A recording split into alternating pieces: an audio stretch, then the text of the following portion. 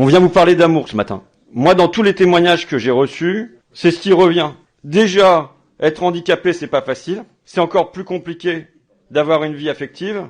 Mais si en plus s'y ajoutent des soucis financiers, qu'on a le sentiment et que c'est la réalité de vivre au crochet de son conjoint à qui on demande déjà des efforts, ou alors qu'il faut tricher pour se maintenir dans 2 domiciles différents sans s'établir vraiment, tout ça conduit à des cassures dans le couple ou à un sentiment d'humiliation. La proposition de loi, elle est récurrente maintenant.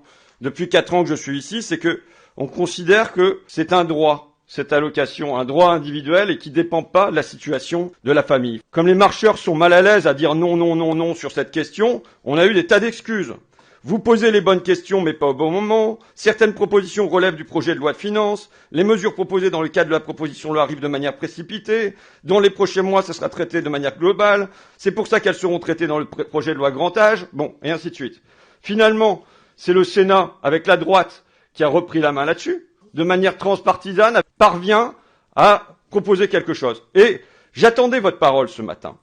Je venais pour une mesure consensuelle, et avec la fierté, pour une fois dans cette Assemblée, d'avoir participé à une avancée.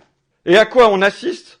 À la continuation de l'obstruction sous de nouveaux visages, sous un visage hypocrite. On dépose des amendements, mais on sait très bien que les amendements, ça fait que va falloir recommencer tout le circuit, et que donc, ça va encore mettre des mois et des années pour qu'il y ait quelque chose qui aboutisse.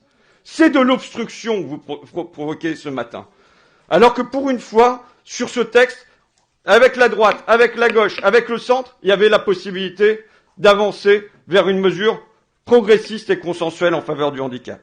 Je parlerai comme j'ai envie de parler, d'accord? C'est une situation très concrète pour des centaines de milliers de personnes dans le pays. Et ce que vous êtes en train de faire là, c'est de faire repartir le projet à la case départ et à zéro.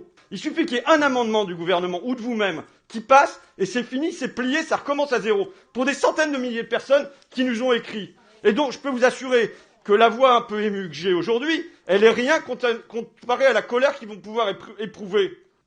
Entendez-le, ça.